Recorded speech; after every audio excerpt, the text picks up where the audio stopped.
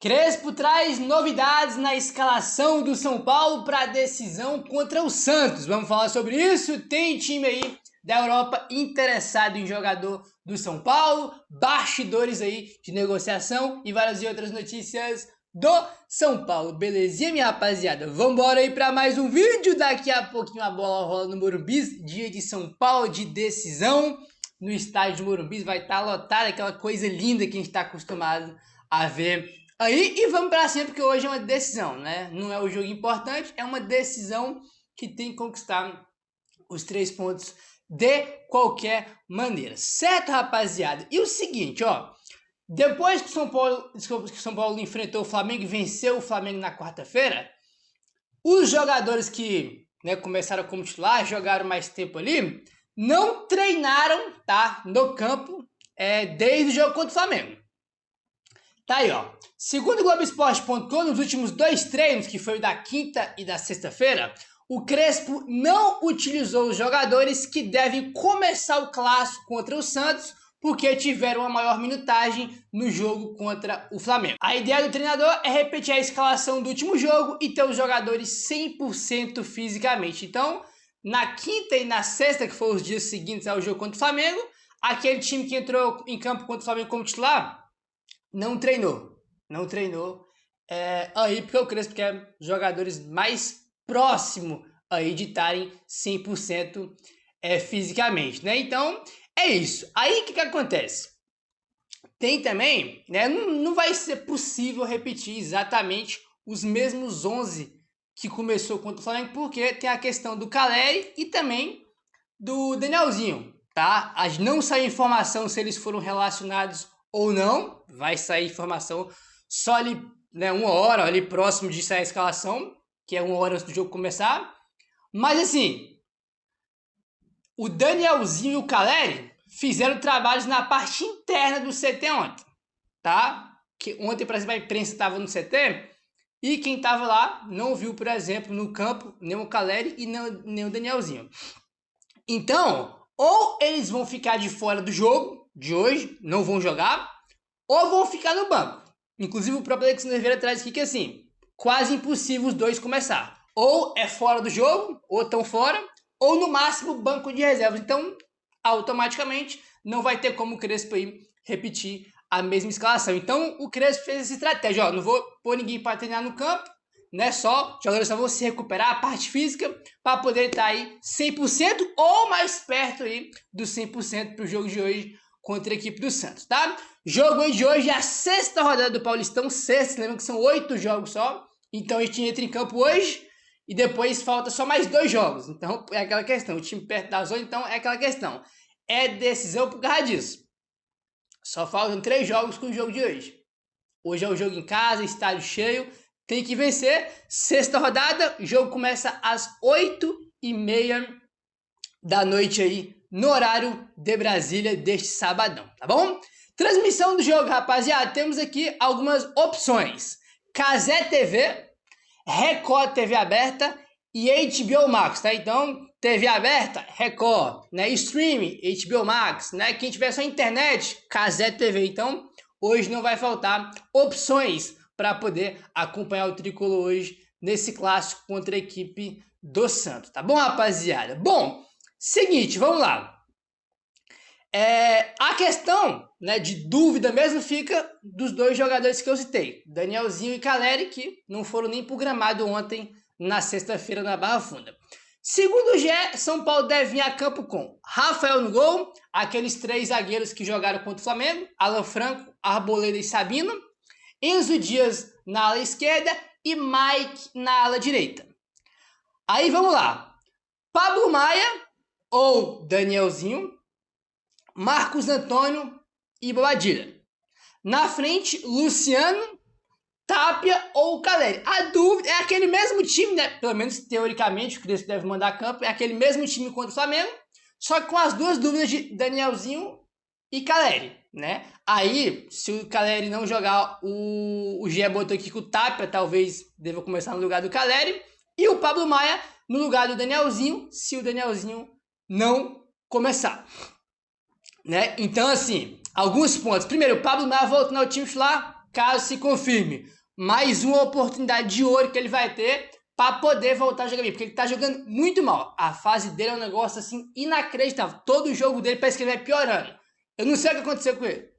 A Gabriel teve 2 lesões graves. Sim, teve 2 lesões graves. Sempre quando eu falo do Pablo Maia, eu falo das lesões graves que ele teve. Só que assim, ano passado mesmo, que foi quando ele já tinha voltado, ele não tava jogando tão mal igual tá agora. Ele piorou. Entendeu? Ano passado, mas ele não chegou no nível que a gente já viu do Pablo Maia, no nível mais alto do Pablo Maia. Não tinha chegado. Mas essa temporada ele piorou em relação a 2025. Ele piorou. Então, por isso que eu tô falando, o que aconteceu com ele? Entendeu? Ao invés do cara ir melhorando aos poucos com o tempo, ele piorou. Que é algo curioso. Ele que entra no finalzinho lá do jogo contra o Flamengo. Então, ele deve começar aí se o Danielzinho não iniciar, né? Então é o mesmo time aí, né? Com o Pablo Maia e Tapia entrando no time aí. E se confirmar aqui também esse time, é de novo o Lucas no banco. O Lucas que já não foi pro jogo contra o Palmeiras por causa da questão da grama sintética. Aí contra o Flamengo no Morumbi, era esperado que ele começasse como titular. Não só começou como titular, mas também foi entrar faltando 10 minutos para acabar o jogo. Tipo assim, teve uma utilização muito pequena. E, como o Gé botou aqui, o Crespo deve manter o mesmo time que enfrentou o Flamengo. Então, se manter o mesmo time, o Lucas não joga. A não ser que o Crespo opte por colocar o Lucas no lugar do Caleri. Aí seria Luciano e Caleri ali, né, como dupla de ataque. Então, vamos ficar de olho. Lembrando que depois do jogo tem um jogo contra o Santos, só que pelo brasileiro. Na Vila Belmiro. São 2 jogos seguidos aí contra a equipe do Santos, tá bom? Quem tá de fora do jogo de hoje por lesão é o Rian Francisco e o André Silva, por lesão. O Luan já está recuperado, já fez alguns treinos, 2, 3 treinos aí, ele já fez com o elenco do São Paulo. Ele não foi pro banco contra o Flamengo, já tinha até condição, porque ele estava treinando antes do jogo contra o Flamengo, ele estava treinando já com o time, não foi pro banco. Hoje, não sei se ele vai pro banco, porque não saiu nenhuma informação, né, se ele foi relacionado ou não, mas ele não tá mais na lista de lesionados porque ele tá recuperado. Tanto que já tá treinando, aí vai ficar a opção do Crespo, vai querer ver ele pro banco, se não vai, às vezes não tá 100% ainda fisicamente, né? Às vezes o cara tá recuperado, treinando, mas não tá ainda com a parte física ideal e com condições de jogo. Então, vamos ver aí quando sair a escalação do São Paulo. Pendurado tem o Wendel. O Wendel tá pendurado. Se entrar em campo hoje, deve começar no banco. Se entrar em campo hoje, tomar cartão, fica de fora do jogo contra o Primavera, se não me engano, que é o próximo. Pelo Paulista, evidentemente. Aí, bom, rapaziada. O João Vitor Gobi apita o jogo. Ele apitou Corinthians e São Paulo, aquele 1-1 que a gente tomou gol no final. Ele apitou aquele jogo, tá? E ele apita hoje de novo aí no estádio do Morumbi. E quem vai estar no VAR vai ser o Adriano de Assis Miranda. Aquela coisa que eu sempre falo, né, rapaziada? Que não tenhamos aí nenhum tipo de polêmica de arbitragem. Que quando o juiz apitar o fim da partida e acabar o jogo, que ninguém fale de arbitragem. Quando ninguém fala de arbitragem é porque a arbitragem foi bem. Quando passa despercebido, quando ninguém fala de arbitragem é porque a arbitragem foi bem aí e não interferiu no jogo, que é o que sempre que a gente quer que aconteça. Que não tenha interferência aí no jogo e no resultado, especialmente no resultado final. Então, é isso. Como eu falei, vai ser um jogo difícil, porque é um clássico. O Santos também, a gente tá falando sobre o São Paulo, mas o Santos também tá numa situação complicada. Tá à frente do São Paulo na tabela, mas se perder hoje fica muito complicado pro Santos, então é uma decisão para o São Paulo e para o Santos. Agora, aquela coisa, se o São Paulo entrar em campo hoje com a mesma dedicação, com a mesma vontade, com a mesma atenção e com a mesma mobilização que entrou contra o Flamengo, a gente tem tudo para ganhar o jogo de hoje.